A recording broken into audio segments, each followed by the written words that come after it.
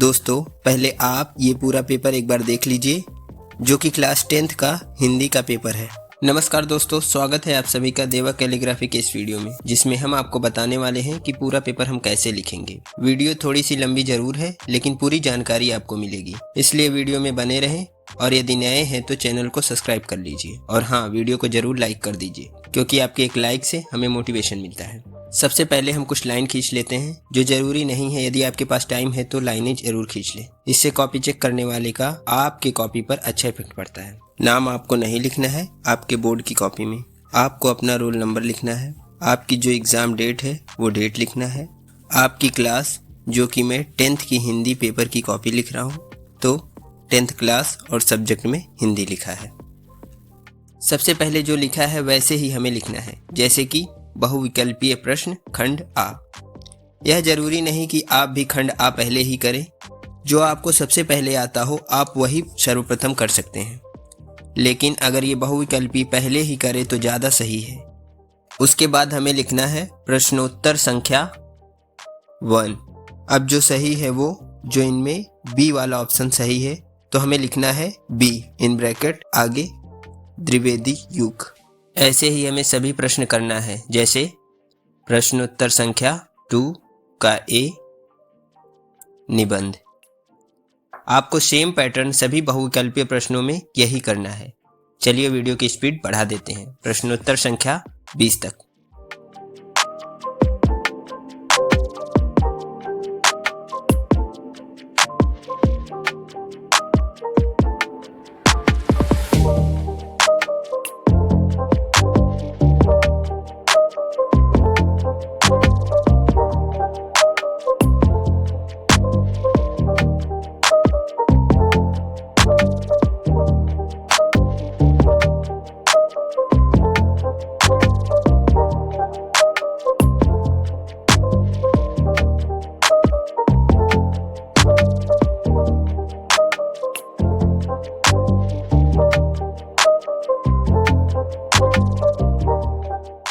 अब आगे खंड बा सेक्शन बी क्या लिखना है, वर्णनात्मक प्रश्न खंड बा।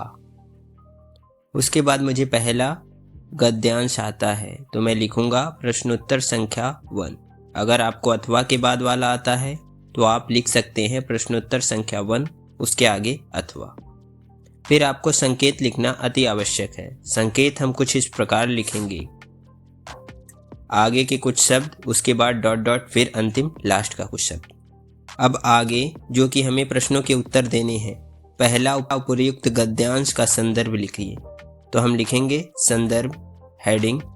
अब इसके अंदर लिखेंगे प्रस्तुत गद्यांश हमारी पाठ्य पुस्तक हिंदी इन ब्रैकेट के गद्य खंड में संकलित मित्रता इन ब्रैकेट, अब ब्लैक पेन से भी लिख सकते हैं, नामक पाठ से लिया गया है जिसके लेखक आचार्य रामचंद्र शुक्ल जी हैं। ऐसे ही दूसरा जिसमें रेखांकित अंशों की व्याख्या करना है तो हम हेडिंग लिखेंगे रेखांकित अंश की व्याख्या। आपको एक लाइन सेम लिखना है, जो भी लेखक रहेंगे गद्यांश के उसका नाम लिखते हुए कुछ इस प्रकार। प्रस्तुत गद्यांश में आचार्य रामचंद्र शुक्ल जी कहते हैं। अब आप आगे अपनी व्याख्या लिखिए।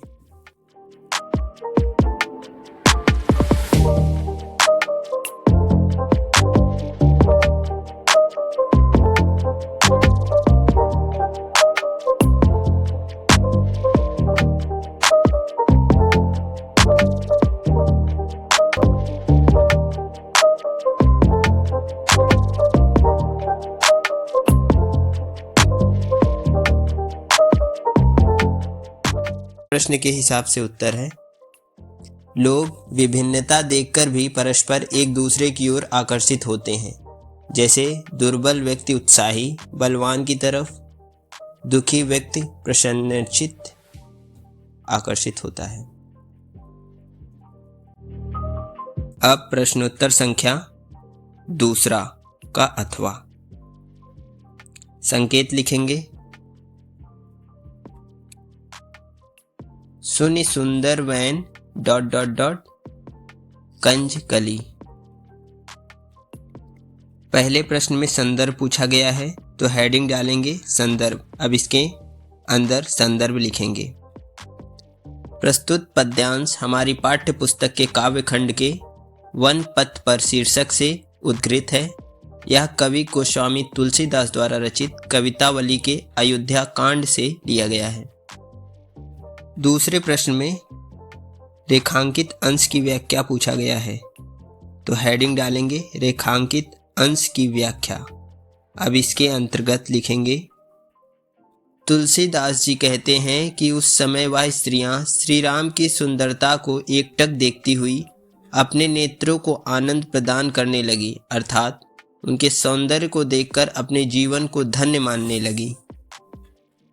हो रहा था मानो प्रेम के सरोवर में राम रूपी सूर्य उदित हो गया हो और उन ग्रामीण स्त्रियां के नेत्र रूपी कमल की सुंदर कलियां खिल गई हैं, अर्थात उनके नेत्रों में अपने जीवन को सफल बना लिया।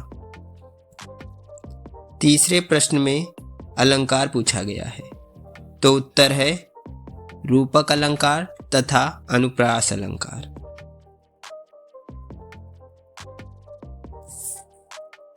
प्रश्नोत्तर संख्या 3 में किसी एक का संदर्भ सहित हिंदी अनुवाद पूछा गया है। सबसे पहले जरूरी है संकेत, तो हम संकेत लिखेंगे। ऐसा नगरी भारतीय संस्कृति ... कारिता। अब संदर्भ हेडिंग डालकर लिखेंगे। प्रस्तुत संस्कृत गद्यांश हमारी पाठ्य पुस्तक हिंदी के संस्कृत खंड के वाराणसी पाठ से उद्धृत है। अब हिंदी अनुवाद लिखेंगे। यह नगरी भारतीय संस्कृति और संस्कृत भाषा की केंद्र स्थलीय है। यहीं से संस्कृत साहित्य और संस्कृति का प्रकाश सभी जगह फैला है। मुगल युवराज दारा शिकोह ने यहाँ आकर भारतीय दर्शन शास्त्रों का अध्ययन किया था। वह उनके ज्ञान से इतना प्रभावित हुआ था कि उसने उपनिषदों का अनुवाद फारसी भाषा में कराया। एक बात ध्यान रखिएगा, यदि आपके प्रश्न का उत्तर ऐसे पेज के शुरू के 4 से 5 लाइन के अंदर खत्म हो जाता है और अगला प्रश्न उसको नए पेज से ना शुरू करके सेम इसी पेज से शुरू करना पड़ जाए, तो आप बीच में एक लाइन जरूर खींच लें। अब अगला प्रश्नोत्तर संख्या 4 का अथवा संकेत लिखेंगे। सर्वे भवन्तु ... भवेत्। इसका संदर्भ है। प्रस्तुत श्लोक हमारी पाठ्य पुस्तक के संस्कृत खंड में संकलित भारतीय संस्कृति पाठ से लिया गया है। हिंदी अनुवाद लिखेंगे। सभी सुखी होवें, सभी रोग मुक्त रहें, सभी मंगलमय घटनाओं के साक्षी बने और किसी को भी दुख का भागी ना बनना पड़े। अगला प्रश्नोत्तर संख्या है 5, जो कि हमें खंड काव्य से दिया गया किसी एक प्रश्न का उत्तर देना है। और आपको पता होना चाहिए कि आपके शहर में कौन सा खंड काव्य पढ़ाया जाता है और आपको कौन सा लिखना है, क्योंकि अलग अलग शहर का अलग अलग खंड काव्य रहता है। यदि लखनऊ की, तो लखनऊ का खंड काव्य है जय सुभाष।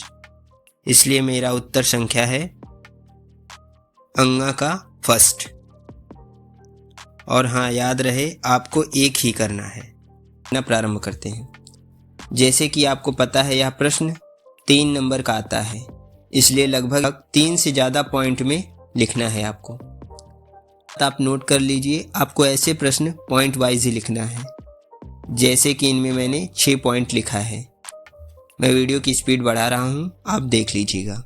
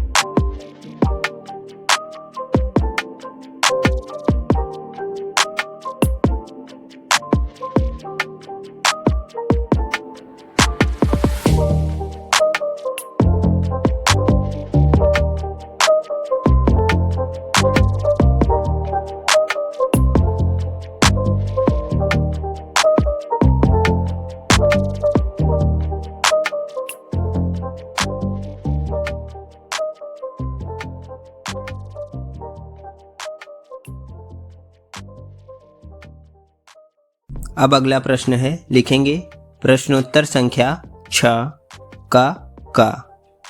इसमें आपको किसी एक लेखक का जीवन परिचय और उसकी एक प्रमुख रचना लिखना है। आपको जिस लेखक का जीवन परिचय याद है उसका नंबर डालकर लिखेंगे, जैसे फर्स्ट डॉक्टर राजेंद्र प्रसाद। अब इसके बाद आपको संक्षिप्त परिचय लिखकर एक बॉक्स में बंद कर देना है, क्योंकि एग्जामिनर केवल पॉइंट पर ज़्यादा ध्यान देते हैं। संक्षिप्त परिचय में आपको जन्म, जन्म स्थान, मृत्यु आदि चीज़ें लिखना है, जैसे कि आप देख सकते हैं। अब जीवन परिचय लिखेंगे। अब इसके अंतर्गत आपको प्रसाद जी का जीवन परिचय लिखना है। वीडियो की स्पीड बढ़ा रहा हूँ, आप देख लीजिएगा।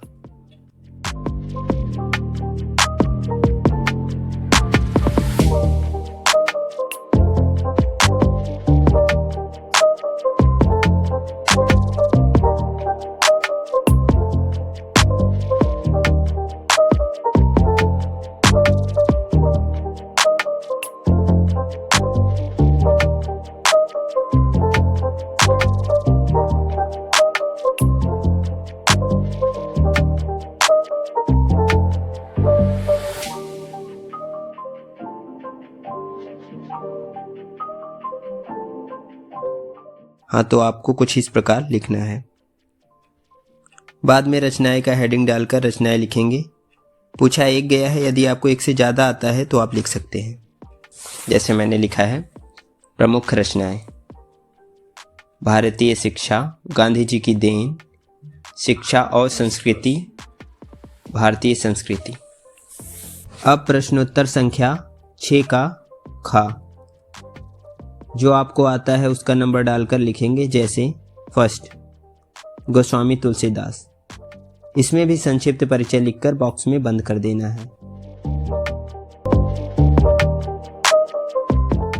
जैसा कि मैंने लिखा है कुछ इस प्रकार। अब जीवन परिचय लिखेंगे। वीडियो की स्पीड बढ़ा रहा हूँ, आप देख लीजिएगा।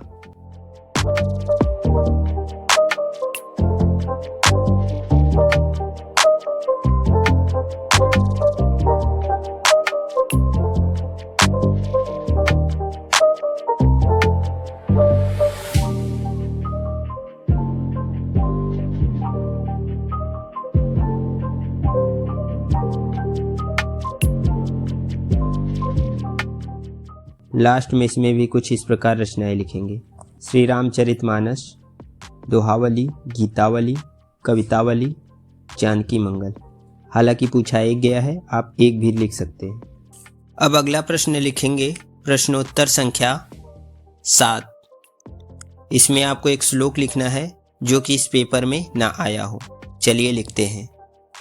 बंधम मरणम वापि, बंधम मरणम वापि, जयो वापि पराजया, उभयत्र समो वीरा, वीर भावो ही वीरता। बीच में एक लाइन खींचेंगे और अगला प्रश्न लिखेंगे, प्रश्नोत्तर संख्या 8। इसमें आपको दिए गए प्रश्नों में से किसी 2 प्रश्नों के उत्तर संस्कृत में लिखना है, कुछ इस प्रकार। उत्तर फर्स्ट, विश्व स्त्रष्टता ईश्वरा एक एव इति भारतीय संस्कृते मूलम अस्ति। उत्तर सेकंड, पुरु राजा एका भारत वीरा आशीत। अब बारी है प्रश्न 9 की, जो कि दिए गए विषयों में से किसी एक विषय पर निबंध लिखना है। लिखेंगे प्रश्नोत्तर संख्या 9 और नंबर डालेंगे फोर्थ नारी सशक्तिकरण। अब लिखना शुरू करेंगे। सशक्तिकरण को नारी के आत्मसम्मान को बढ़ावा देने, अपने निर्णय लेने की क्षमता और अपने और दूसरों के लिए सामाजिक परिवर्तन को प्रभावित करने के अधिकार के रूप में जाना जा सकता है। को पॉइंट वाइज लिखना है। चलिए वीडियो को स्पीड में देखते हैं।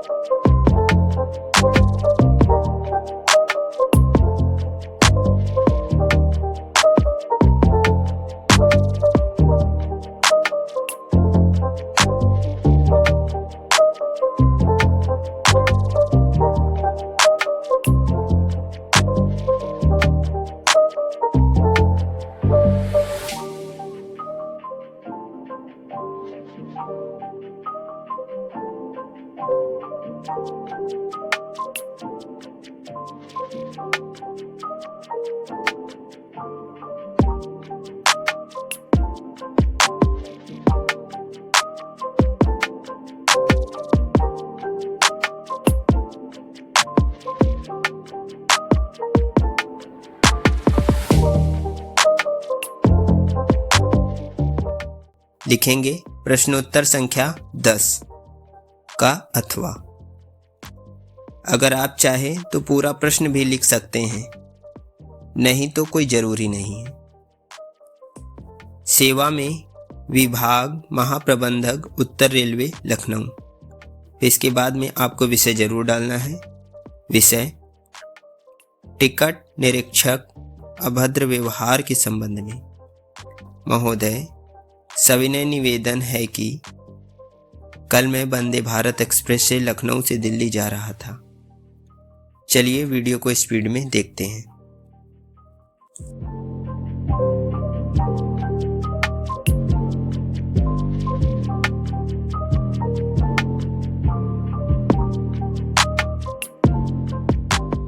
लास्ट में आपको दिनांक, भवदीय, XYZ ही लिखना है। पूरा नाम अपना नहीं लिखना है, आपको लिखना है।